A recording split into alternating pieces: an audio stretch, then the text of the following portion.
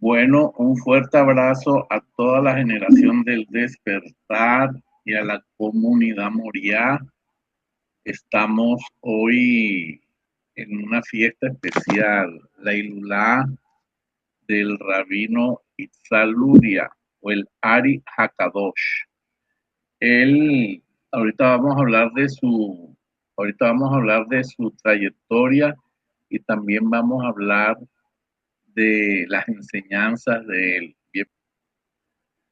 Pues quiero decirles que tenemos que ser conscientes que la Torá nos brinda grandes herramientas para la elevación de nuestra alma. Como siempre pongo de ejemplo al rabino Armoni, que es un rabino ortodoxo, ultra ortodoxo, pero él no se quedó solamente con la sabiduría de la Torá, sino que él fue a buscar sabiduría milenaria en China, en India, y más la sabiduría que tienen los rabinos, que es muy poderosa, que es muy infinita. Él ha podido estudiar más de 31 disciplinas terapéuticas para poder sanar a las personas.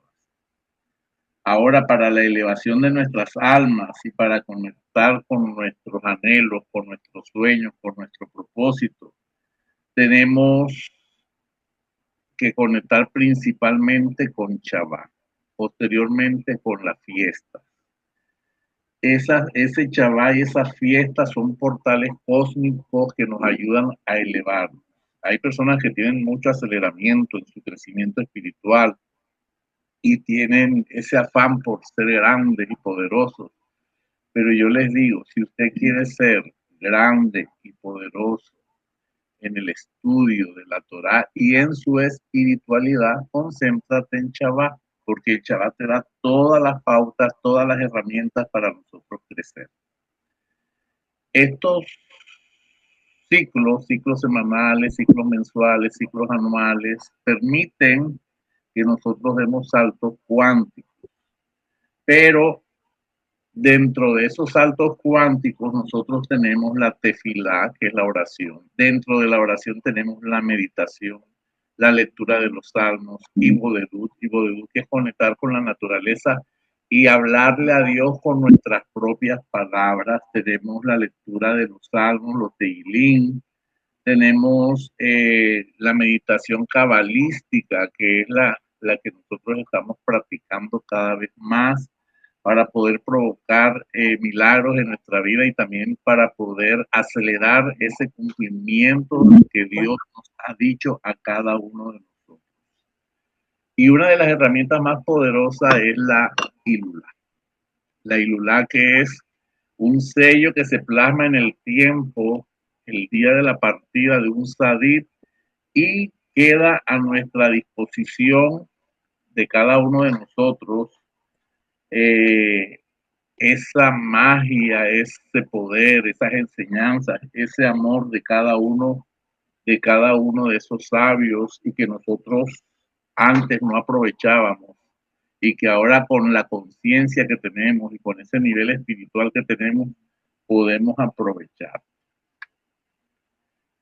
Esta herramienta que es conectar con la energía de ese sadí, de las características de ese sadí, por ejemplo, cuando conectamos con el Ilulá de José Hatzadí, conectamos con esa capacidad profética, con esa capacidad de gobierno, de reino, de administración de riquezas.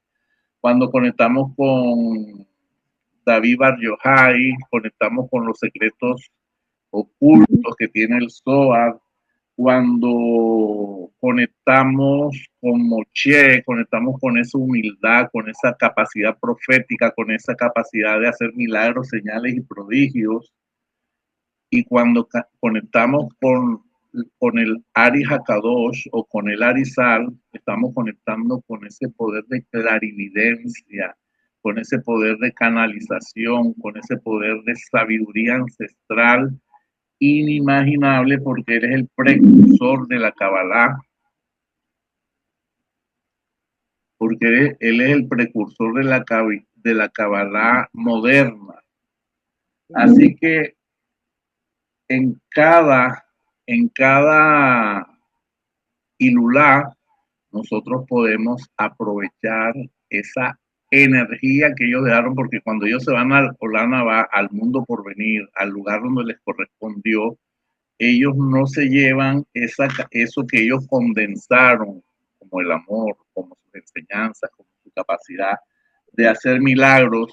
Y cuando hablamos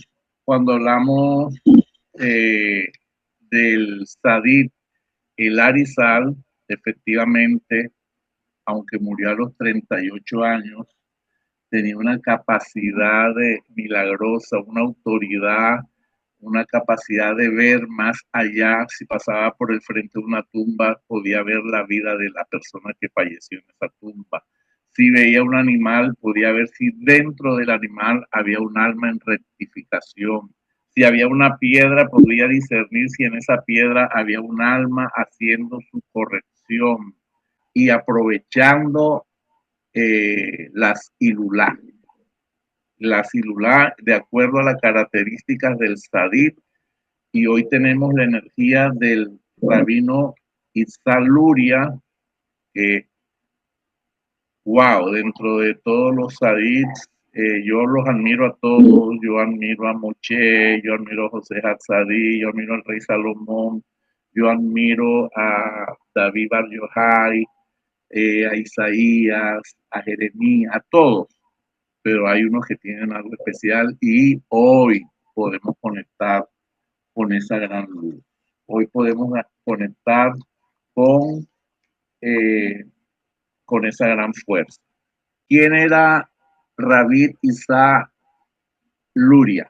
Ben Salomón Luria, así es, el hijo de Salomón. Nació en Jerusalén de madre sefardí, casada con un askenashi.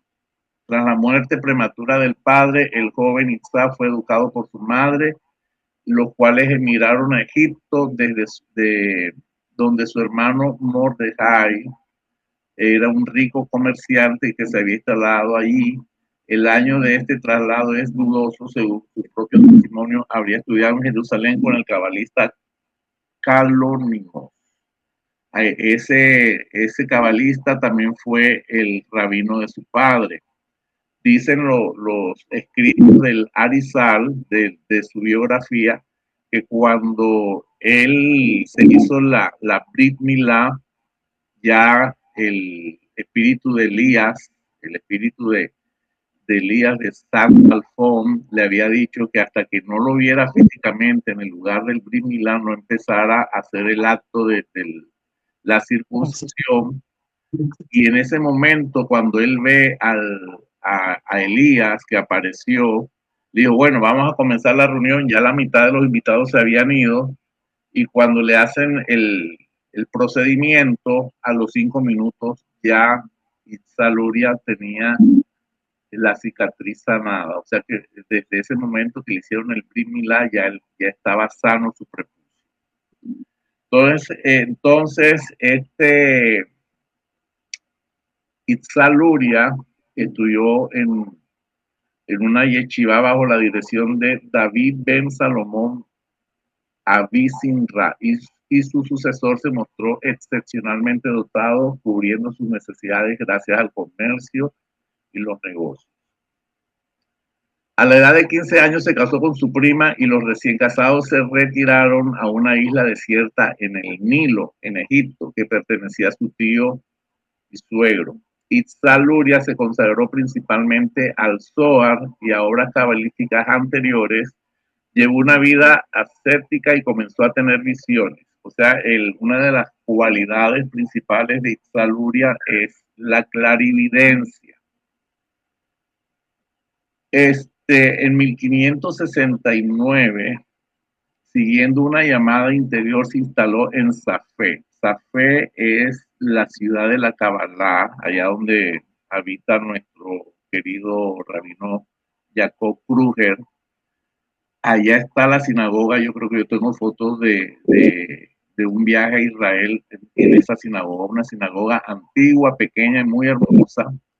Gozando rápidamente de una gran reputación de poeta místico, empezó a enseñar la Kabbalah en academia y a predicar en sinagogas. Aquí no está escrito de que él recibía clases directamente de el espíritu de Elías. Él se sentaba en la sinagoga y él empezaba a escribir, pero Jaime Vital era el que traducía todo eso a los libros y dice que cuando Isa Luria estaba recibiendo las enseñanzas, las recibía directamente de Elías. Se interesó especialmente en las ideas del rabino Moisés Cordovero, que fue también un estudioso del Zohar y estudió Kabbalah con él hasta la muerte de él. Él mismo murió en Safé durante una epidemia de 2 años, de 2 años, y Saluria fue extremadamente reverenciado. Sus discípulos le imputaron numerosos milagros y le consideraban como un santo. Isa Luria murió en Safé durante una epidemia del 25 de julio de 1572. Esta biografía es muy corta y muy escueta para todo lo que yo le puedo decir de este gran rabino. Pero quiero decirles que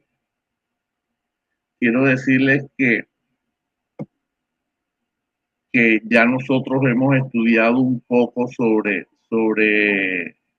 las experiencias que él ha tenido. Continuamos.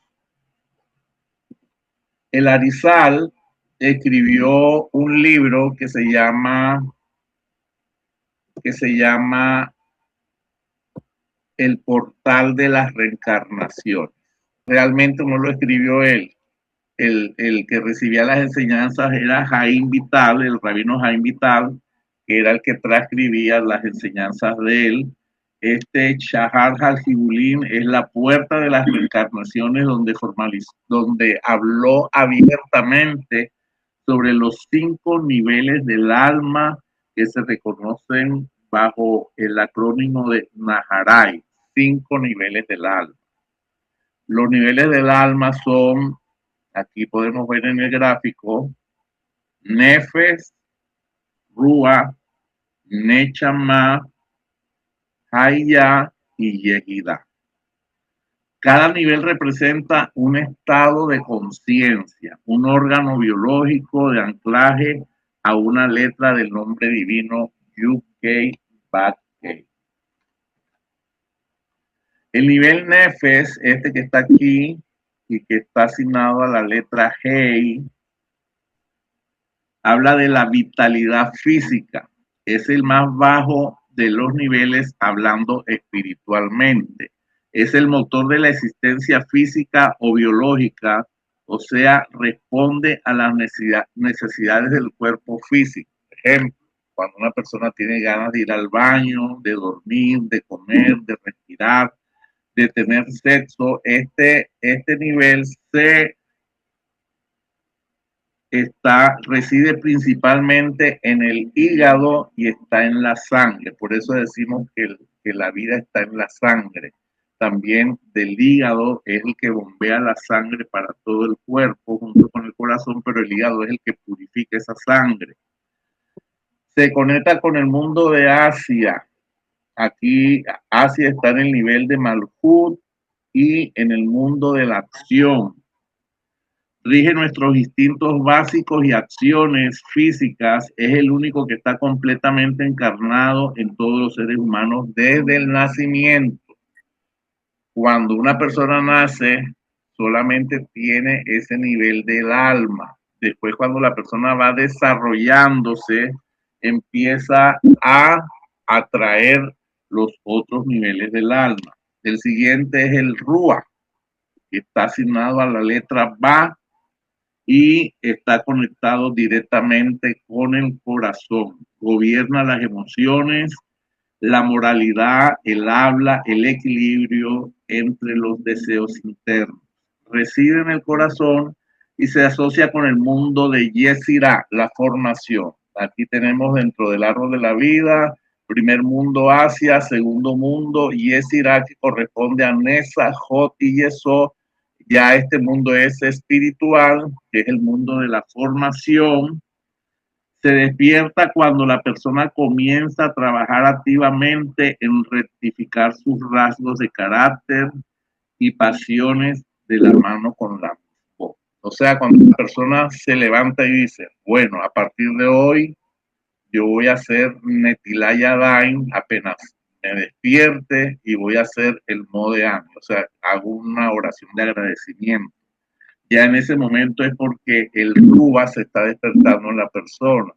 O en diferentes niveles de espiritualidad, digamos que en el cristianismo o en otras religiones, la persona ya es más consciente de su vida espiritual y empieza a hacer oraciones sencillas como pedir perdón, como perdonar, como conectar con la espiritualidad, pero es el segundo nivel nada más. Está conectado con las emociones. El siguiente nivel está conectado con nuestro cerebro, tiene que ver con el intelecto divino, es el alma de la mente, la chispa de la pura inteligencia espiritual que nos permite comprender los misterios de la creación y reside en el cerebro y está vinculado al mundo de Beriah o al mundo de la creación. Ahí está Geburah, Yese y Tiferet. Y aquí podemos ver en este punto que estoy marcando, es el punto del flexo solar donde nosotros hacemos las meditaciones y desde ahí podemos transmitir esa luz que está emanando a causa de nuestra espiritualidad o de nuestra meditación o de nuestra oración. Después sigue el nivel Haya, que corresponde a la Sefirah Jotma, aquí está, es una fuerza viviente, es cuando hablamos del aura, a nivel Haya, es cuando ya nosotros podemos ver el aura de la persona, el cuerpo áurico, cuando vemos el nivel de energía que la persona está manifestando, que esa es otra clase que tenemos pendiente de hablar de la Merkabah y de nuestro cuerpo áurico, es un nivel de conciencia trascendental que no puede ser contenido dentro de los límites del cuerpo, o sea que cuando nosotros hablamos del tubo pránico es 1 metro más para arriba, 1 metro más para abajo, cuando hablamos del movimiento áurico por medio de la respiración se forma un círculo alrededor de nosotros, o sea que no corresponde a nuestro cuerpo físico, sino que ya a nuestro cuerpo áurico, sino que actúa como una luz circundante, entra, sale por el kéter y entra por los pies, y así como lo expliqué en unas clases que tenemos de meditación, es la luz circundante, Ormakif, y corresponde a la sefirá de Jotma, que tiene que ver con la sabiduría. En el mundo de Atzilú, podemos ver aquí el mundo de Atzilú, tenemos Jotma, Binah y Keter. El mundo de la emanación representa la intuición pura, la percepción suprarracional de la realidad divina. Y finalmente, el mundo de Yehidá, que es la unidad absoluta, que también tiene que ver con la conexión con el hombre primordial, Adán Carmón, es el nivel más elevado, es la esencia más pura que permanece en constante y total unión con el Creador, con el Ein Sof, y aquí no hay separación. El alma comprende que todos somos uno. ¡Wow! Cuando hablamos de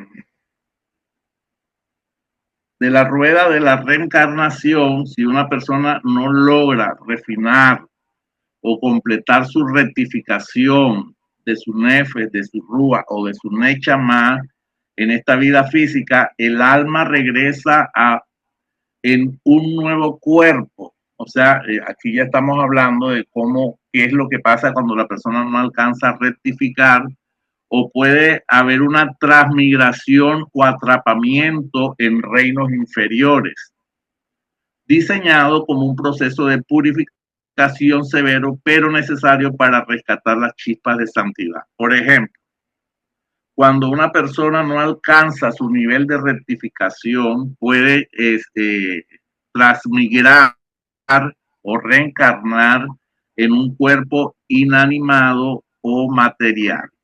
Eso es domen en hebreo. Es el nivel más bajo y restrictivo. El alma puede quedar atrapada en elementos como piedra, tierra o agua. Por eso cada vez que nosotros vamos a tomar agua tenemos que hacer una verajá y también cuando hay contacto en la naturaleza, tú no puedes tomar el agua directamente del pozo porque ahí pueden haber almas encarnadas. El alma está en un estado de silencio absoluto y confinamiento extremo, desprovisto de cualquier movimiento autónomo. Eso es como castigo cuando una persona reencarna en una piedra o en tierra, cuando en este mundo físico hizo la chonjara, habló, calumnió, habló mal de otra persona y era como algo demasiado crónico y entonces esa persona como castigo puede ser que reencarne en una piedra.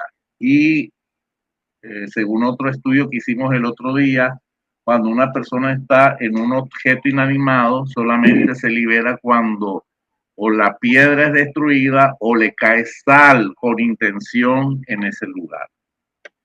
Una persona también puede reencarnar en el reino vegetal, en hebreo es somea, en plantas. El alma puede transmigrar a árboles, hierbas o frutos. En este, el alma participa en el ciclo de crecimiento y marchitamiento.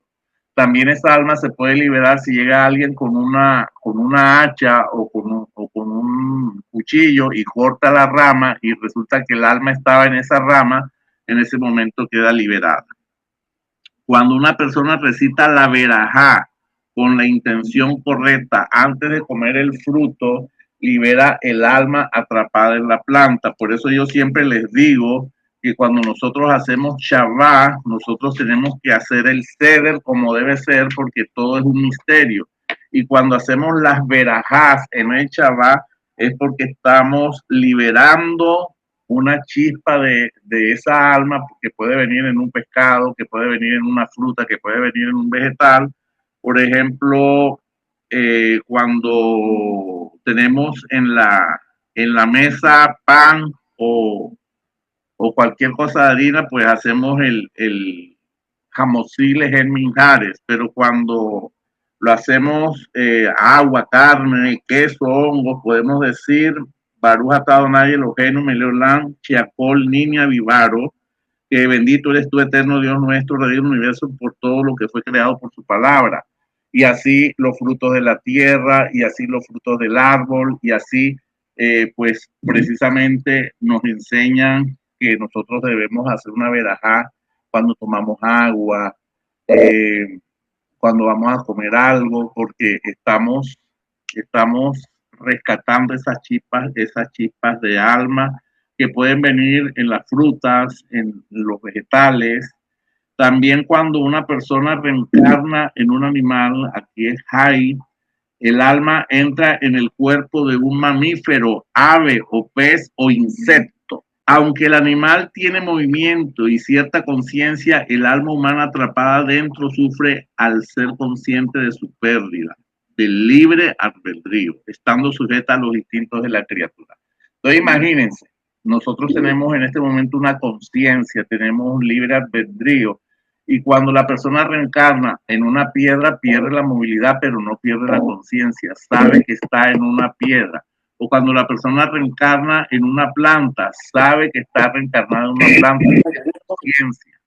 O cuando una persona está reencarnada en un animal, aunque el animal se mueve, pero imagínense las personas que le tienen miedo a las cucarachas. Si le toca reencarnar en la cucaracha, si le toca reencarnar en la cucaracha, ¿cómo se sentirá esa alma? ¿Cómo se sentirá esa alma? Y pues cuando reencarna otra vez en un ser humano, porque tiene que rectificar, es el retorno a un ser humano, permite al alma recuperar la capacidad de hablar, de razonar y de elegir conscientemente entre el bien y el mal para completar su rectificación. Según el rabino El Arizal, el descenso a reinos no humanos ocurre por dos razones fundamentales. Primero, porque hay una ley que es medida por medida, midá kenedet midá. El castigo o la rectificación espiritual se ajusta a la exactitud de la naturaleza de la falta. Ejemplo, una persona que abusó de la palabra mediante la calumnia o la chonjará o orgullo desmedido puede transmigrar al reino inanimado silencioso y puede aprender el valor del silencio absoluto. Vemos que el hombre que tiene relaciones con una mujer casada puede transmigrar a un cuerpo de un asno o de un buey forzado a llevar cargas pesadas. También cuando hay problemas sexuales, de incesto, de zoofilia, de perversión u otras transgresiones sexuales, transmigran a animales impuros. Cuando una persona practicó el asesinato en este mundo físico, puede reencarnar en un buey o en un toro silvestre. Cuando la persona hace la chonjará y corrompió la palabra a su manera como le dio la gana, va a recibir castigos severos en animales pequeños y hasta en insectos. Cuando las personas fueron líderes, presidentes, políticos, arrogantes y tiranos, son castigados como en reencarnar en una abeja o en una avispa. Cuando la persona esparce chisme o calumnia extrema, pueden reencarnar en perros, en animales rastreros y en perros. ¿Para qué? Para que viéndose obligados a comer del suelo lo que otros desechan. Wow. Los que comen alimentos no kosher, que lo que dice, ay, no importa, si yo nací comiendo cerdo y nací comiendo marisco, no me va a pasar nada. Pues quiero decirles que los que comen alimentos impuros que están indicados en la Torá y lo comen sabiendo y deliberadamente lo siguen comiendo y se alimentan constantemente con alimentos prohibidos por la Torá, pueden transmigrar a aves impuras, o sea, reencarnan en aves impuras o en un depredador quedando atrapado en el mismo ciclo salvaje.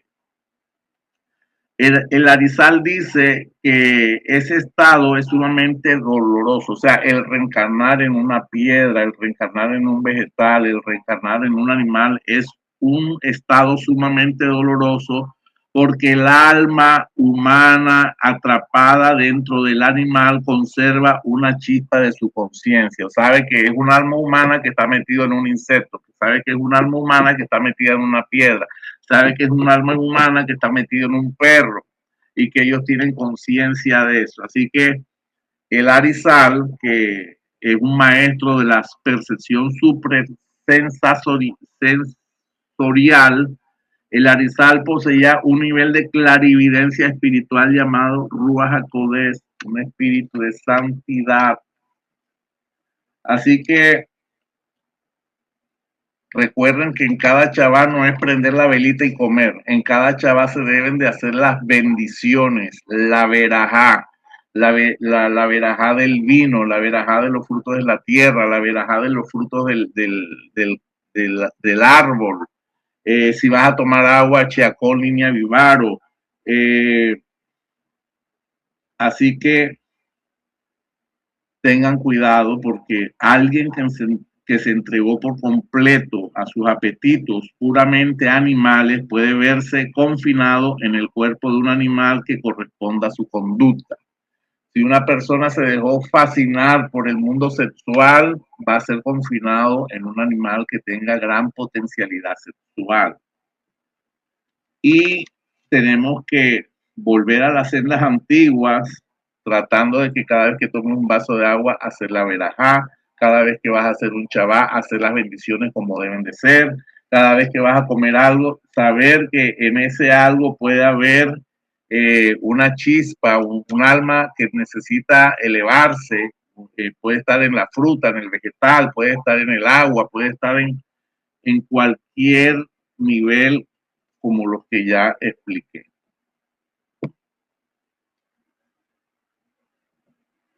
¿Qué es lo que tenemos que hacer ahora? La Kabbalah nos enseña que el día en que un sadit, una persona justa, como lo fue Itzhak Luria, deja nuestro mundo físico,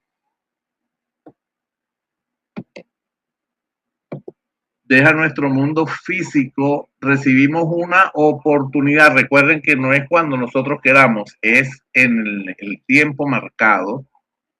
Recibimos una oportunidad para conectar con su ayuda espiritual, o sea, algo que tú tienes en tu corazón que quieres manifestar, algo que no lo puedes hacer tú en lo natural y lo necesitas manifestar en este mundo físico. Yo como soy un sediento del mundo espiritual y me gusta manifestar y me gusta profetizar, yo siempre pido esa sabiduría, pero también hay milagros que nosotros podemos alcanzar por medio de esta herramienta que nos da la Torá. El Zohar y el Talmud explican que cuando aprendemos de una lección de un maestro en particular, por ejemplo, la lección que acabamos de tener de Itzhak Luria, ese estudio nos conecta con el maestro que nos dio a dicha lección. Cada vez que citamos a un sadí, tenemos el mérito de que su alma se una a la nuestra y por ello, al leer sus escritos, en este caso del Ari, y pedirle a él que nos apoye en su aniversario de muerte, todos podemos conectar con él, merecer su ayuda y guía. Según los sabios de Israel, cuando un sadí deja este mundo, en su fecha de partida, deja una impresión, es como un sello, como un portal en esa fecha, en ese calendario cósmico, en el tiempo que dura para siempre, o sea que hasta que esa sabiduría, ese conocimiento, ese poder de clarividencia, o si es una persona que dice, ay, a mí me cuesta ser santo, a mí me cuesta guardar las misbot, a mí me cuesta hacer chavá, a mí me pídale en este día que usted necesita elevarse, que usted necesita disciplinarse, que usted necesita conectar con Dios. En ese día de su partida, toda la energía espiritual provocada a través de sus actos de amor, del compartir, del estudio, de la oración, de su transformación, de sus enseñanzas, de todas sus buenas obras, se manifiesta concentrada en un solo momento. Sus poderes espirituales y sus logros están disponibles para que conectemos con ellos. Podemos pedir sanidad, podemos pedir ayuda económica, podemos pedir milagros, pero tenemos que hacerlo con fe. ¿Qué tenemos que hacer? Encender una vela, leer algo más sobre el Arizal, pues ya todos los que estamos aquí conectados ya pues cumplimos esta parte. Algunas personas mañana pueden hacer una cena festiva, es decir, en honor al Arizal. Algún día vamos a visitar la tumba de este rabino que está en Safed y hay que hacer una sedaca, no solamente la petición, sino que nosotros tenemos que ser conscientes que en el mundo espiritual el recurso de la sedaca es muy poderosa. Así como usted la intenciona, así como usted la cree y así como dicen el Talmud, que hay 4 cosas que cambian la vida. Cambiarse el nombre, cambiar el lugar de habitación, cambiar, hacer techubá, hacer tefilá, y la quinta, la sedaca. Cuando el rey Salomón hizo 1000 holocaustos, el Eterno se le presentó y le dijo, pídeme lo que quieras. Así que la sedaca es muy importante, además de prender la velita, además del estudio que acabamos de hacer del Arizal. Y cuando prendemos la velita decimos que los méritos del Sadí brillen sobre nosotros y nos dé gran luz. Son las 8:59, les voy a dar 2 minuticos para que vayan y prendan la vela y digan que los méritos también lo pueden hacer espontáneamente. Pueden decir, sea tu voluntad, amo del universo, que el mérito del rabino Itzhak Luria, el Ari, nos ampare a mí, a mi familia, a Casa de Oración Moriah y a toda la casa de Israel, y que hoy podamos conectar con su luz, con sus milagros, con su sabiduría, y que nos ayude a manifestar la petición expuesta. No sé cuál es tu petición. Nos vemos aquí a las 9:02. Ya nos vemos. Prenda la velita, por favor.